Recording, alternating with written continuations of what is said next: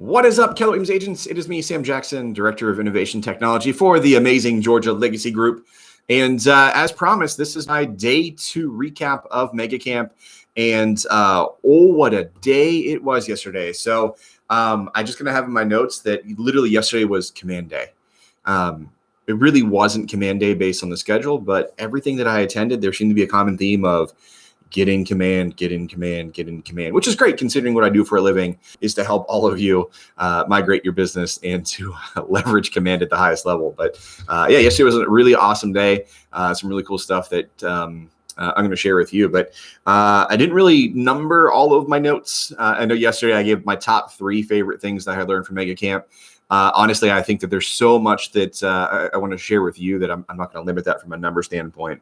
But yeah, let's jump right in. So yesterday was a cool day. So we had some breakout sessions in the morning. So for those of you who aren't familiar with Mega Camp, so we had some breakout sessions in the morning. Just meant like smaller groups that I was in the driver's seat. So I got to decide what classes or sessions I wanted to attend. And then in the afternoon, we had the keynote from Josh Team and Jason Abrams. And then we had some additional breakout sessions in the afternoon. My first, to start the day, I started with Andy and Leslie Peters as part of the virtual client experience.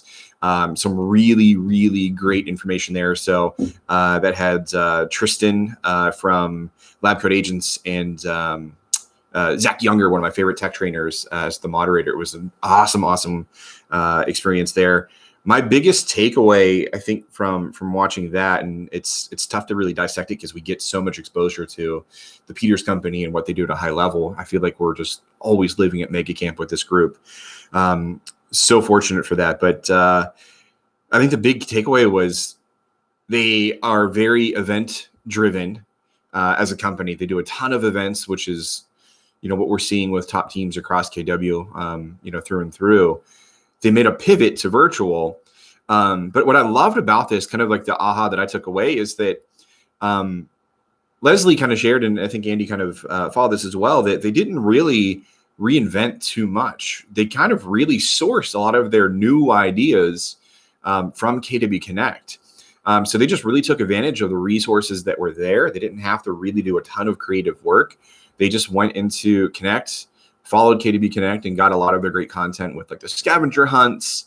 And I think what else was there? Trivia night, some other cool templates, and then also match all of the designs that they had inside of Command too. So I thought that was really cool. Just leveraging the tools that were given for us at the very early stages of COVID, and now that they have the foundation under them after this, rockiest part of the pandemic. Now they can get creative. So they kind of reminded me a little bit of MREA, where we build a foundation before we get creative. And I thought that was exactly what they did. They just kind of used the foundation that KW gave them. It was just cool. It was an awesome session. Looking forward to going back and rewatching that one once it's released from Mega Camp. Immediately after that, I watched the leverage strategies from Gene Rivers was the facilitator on that one. There's some really, really great people on there too. Just talking about how they're leveraging like technology and teams and peoples and systems. And it's really cool to see. And I loved about this, the core theme of the group was that not only did they want to survive COVID and shut down, because a lot of them are in states that shut down, they wanted to thrive. And I think that all of them had this common theme that they didn't want to lose anybody on their team. And I thought that was really, really important. And then I kind of forgot that even as a leadership group here at KW, we looked at the pandemic as the same way. We wasn't sure, thinking back of like March and April, we wasn't sure what was going to happen when this whole thing kicked off. And I remember thinking about like, hey, how do we, make sure that we're keeping people on staff and we're not losing? And now it's really great to see the activities that we did back then. They're paying out. I mean, they paid out in June and July and August, and we did really, really well. We're having record-breaking numbers at most of our offices. So just kind of relate that to your own business. I know that obviously if the market center is doing well, y'all are doing well. It's just a question of, are you taking your unfair share, or is another agent doing that? And I'll touch on that point in a minute. That was one of the biggest takeaways I had from the afternoon session. But just awesome things. And I think collectively, when I look at those 2 sessions that I explored in the morning, the common theme was top teams, top agents. Most of them are leveraging command at a very, very high level. And I love it too, because, I appreciate Andy and Leslie and the Peters Company for what they do. I would say they're probably one of the largest teams that are inside of command, fully in command.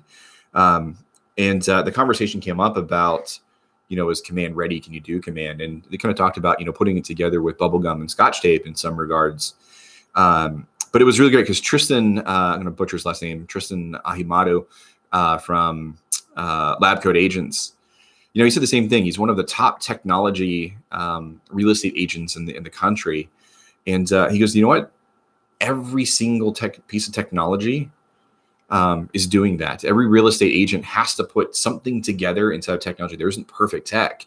And I loved his next quote after this. He said, and if it exists, it would be outdated in 2 months. And I thought, how true. I know we use the common joke of like, hey, if Apple came out and said the iPhone was done, we'd all stop buying the iPhone. But that's so true with technology. It's moving so quickly that even if you were to find the perfect piece of tech, it would be outdated in 2 months and we'd be on to the next thing. So I love that perspective, and it really, really pulled it all together for me. But collectively, 2 separate breakout sessions that I attended, 2 different topics. One was on leveraging and hiring, and the other one was about virtual client experiences. And both of them were using command at a very, very high level. A lot of agents had cut their costs, moving to command, and are seeing tremendous returns for what they're doing. So that was really, really great to hear the success stories.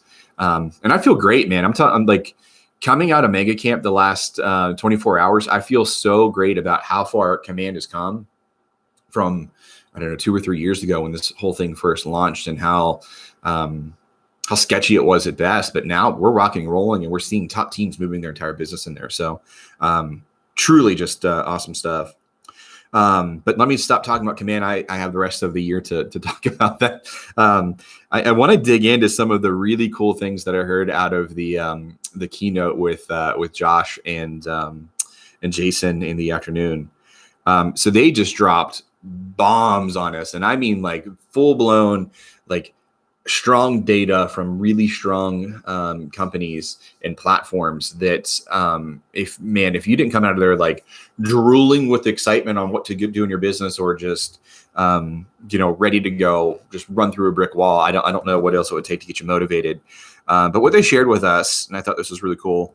I'm just going to roll with the stats, no theme here. So Josh was interviewing one of our partners with Facebook, and a wonderful vice president rep over there. And she had shared that there are 800 million daily views of live video on Facebook and Instagram. 800 million daily views of Facebook and Instagram. So what does that mean? Holy cow. That's outproducing pretty much every news, every channel, every network, every movie combined on a daily basis. I know a lot of real estate agents never really got the effectiveness out of doing TV advertising or being on TV, unless you had, like one of those $1 million listing shows. I'm sure that was good for branding. But when you look at the collective power of what is there, the full potential of 800 million daily viewers of Facebook and Instagram Live, kind of joke that like you could literally just go live in the middle of your community and get the views. Like there is such a huge opportunity for own personal branding to get out there and just be live. And just like right now, where you see like how the sausage is made on my green board, you see my gray wall over here in the corner. I tried to duct tape or green painter's tape my cabinet so it doesn't show up on my virtual backgrounds. Like you don't need a huge production. You don't need a Steven Spielberg like media room to do this stuff. Just be authentic, get out in your community, and just go live. You can be sloppy. Like you guys see me, like I have 700 subscribers and I am borderline a speaker at best. Like English is my first language and I haven't mastered that. So don't stress about it. Go out there and get content, because with 800 daily Facebook and Instagram live viewers, there's a huge opportunity for you to build your brand. Thought that was insane. The second part of that stat as well, which I thought was really interesting, they kind of dug into. So directly related to home buying, saying that 65% of consumers, we'll call them, so 65% of consumers were influenced by their friends and their social media experience in relation to real estate. So what that means is that if I'm a top agent and I'm posting on social media, and more importantly, my clients are posting how great their experience was on social media, that's potentially unlocking 65% of people being influenced by that authentic social media. So another part of that is, man, if you do not have a strategy to get your clients engaged on Facebook and social media throughout the home buying and home selling process, you need to do that now. Well, you need to do that like yesterday, but I always hear the quote of, when's the best time to plant a tree? It was 100 years ago and then today. So do it now. Start thinking about what it would take to get a really strong presence on Facebook and social media, because you're going to unlock a whole different level of networks and referrals based on social media. I love that. And then my favorite part is like, that's free, or it could be free. It takes time to do it, but honestly, just getting your clients to post to Facebook, you can get really creative and that doesn't cost you anything. Thought that was huge. So 65% of consumers are influenced by others and their experience of social media. Crazy. Switching gears, a stat that I learned yesterday. So this is from Google. So essentially Josh just kind of interviewed our top partners. So with Command, that's Google and Facebook.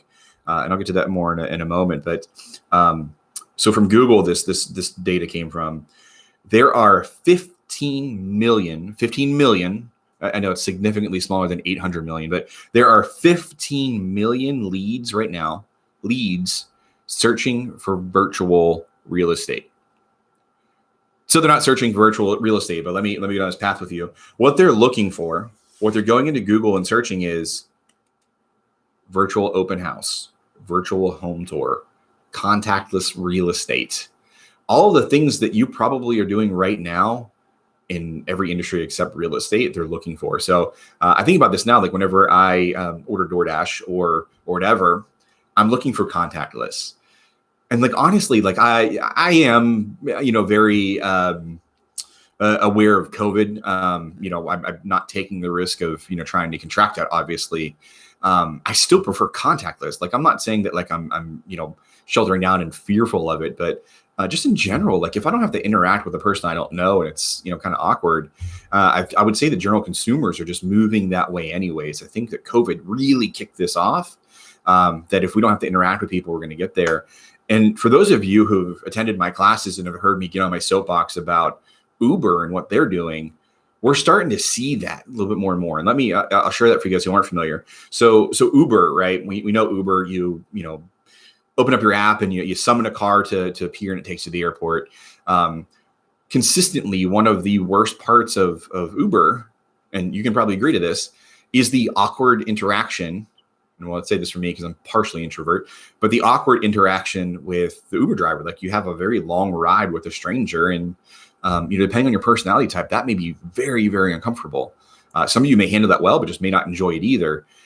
Uber is aware of that. They've been aware of that for several years. So Uber's end game, for those of you who don't know, their goal is to get a driverless vehicle.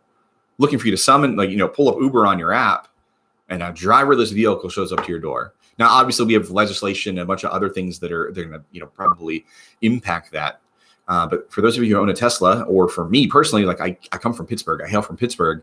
Carnegie Mellon is like one of the top robotics schools in the world. I've seen these driverless vehicles like 5 years ago. Like they exist. They've been around and like they're getting stronger and stronger and stronger. And if for the tech nerds, like Moore's law, like this is going to just take off immediately. We're going to probably have, Uber driverless rides in the not so distant future. I'm not going to try and make a prediction, but I would say relatively soon.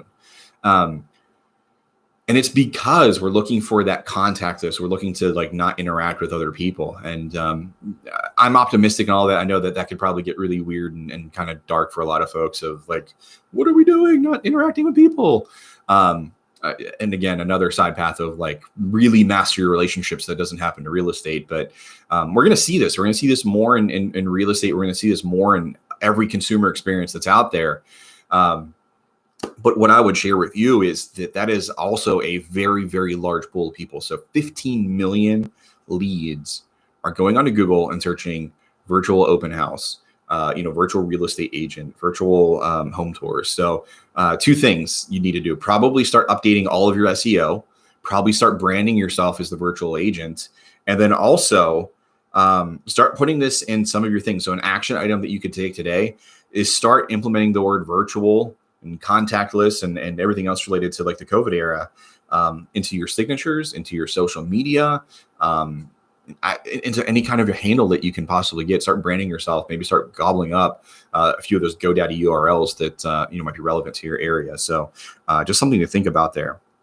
And I missed the stat on this one. I missed the note, but they also shared that a lot of them were significant leads, that a lot of them were actually pretty hot in the process on when they were likely to move too. So that's actually like also very, very reassuring.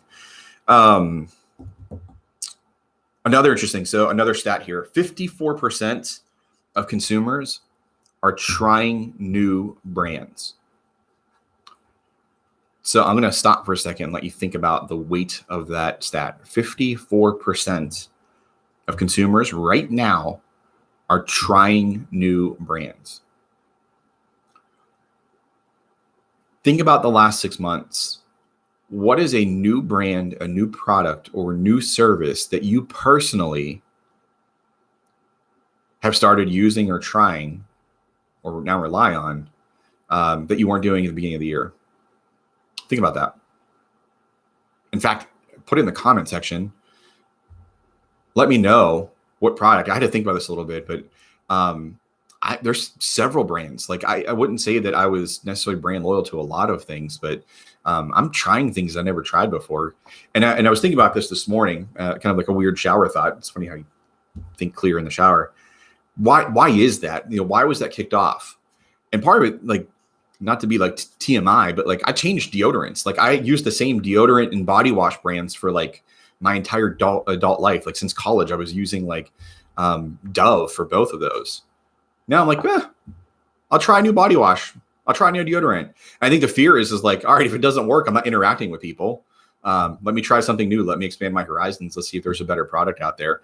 That's a really weird kind of example, but just sharing personally, like those are 2 little things that like I was brand loyal to Dove and for forever for both those products. And now like I'm not using either one of them.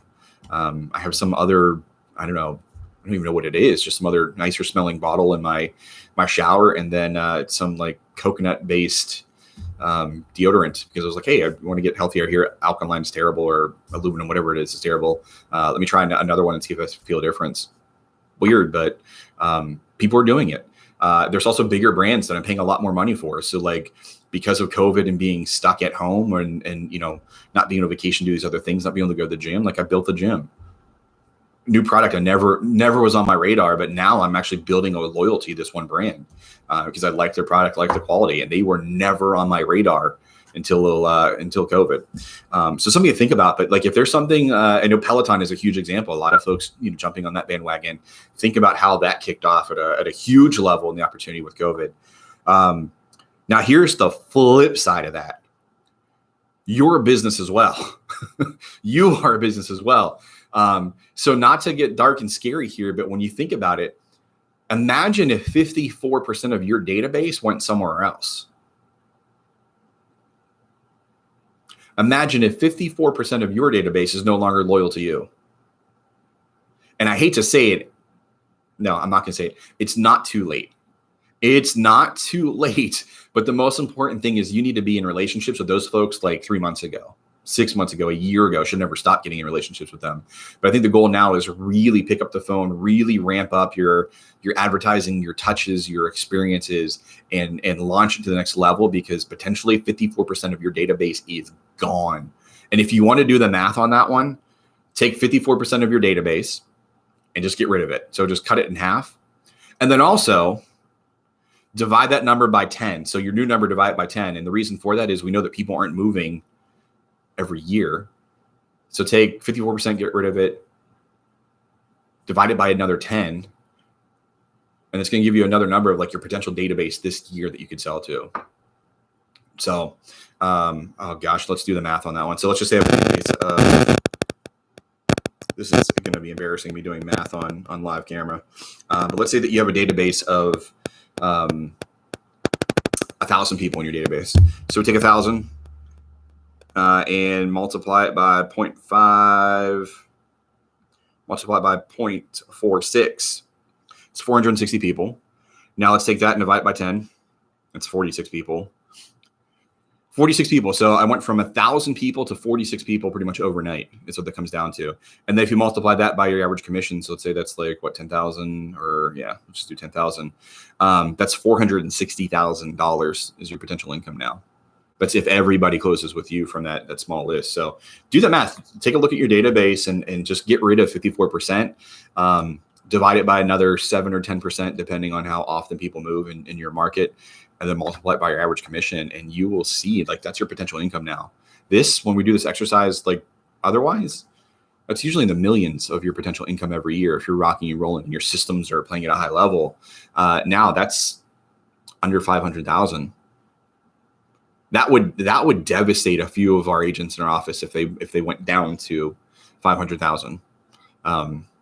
Think about that. So how do you protect it, right? So the goal then is getting relationships. Talk about, the strategies that we just talked about, going virtual or having a virtual option within your business. That helps build relationships on consumer responsibility and what they're looking for. And then also start going live. As you can see, I'm rambling like an idiot, but we still have a couple of viewers on here and this will get views later. Not looking for a huge production, but just get out there and get content. And then, let me wrap this up because I'm now rambling, but I'm enjoying this session. So the last note on that. So if 54% of consumers are trying new brands, then think about it this way. The world has never been more up for grabs or at a level playing field like this before. It's even. It's absolutely level right now. Experienced agents, top producing agents, if you're not in relationships with your business, they're going to go to another brand. They're going to go to another agent. New agents getting into Keller Williams, my goodness, do you have an opportunity? Imagine 54% of all of the consumers, all the deals you see out there in real estate are up for grabs right now. If you come in and go to things like Ignite and get trained and just really do the activities daily, you're going to rock it. So show up, lead generate, and get your unfair share of that extra 54% that's potentially out there. And the last thing to note, I'll just kind of end it here. Josh loved this quote. This is something he was super, super proud about, and kind of the common theme of his keynote in relation to Facebook and Google. There are a lot of other brokerages, a lot of other brands out there saying that, hey, we partner with Google, we partner in Facebook, and that's stretching the truth a little bit. But he kind of dropped this quote that says, there's only one real estate company that Google and Facebook will say that they are in partnership with. That's Keller Williams. And with that note, that's Keller Williams. I love you guys. Tune in tomorrow for the recap of day 3 of Mega Camp. Looking forward to getting into it today. I appreciate you guys for watching. And as always, stay in command. See ya.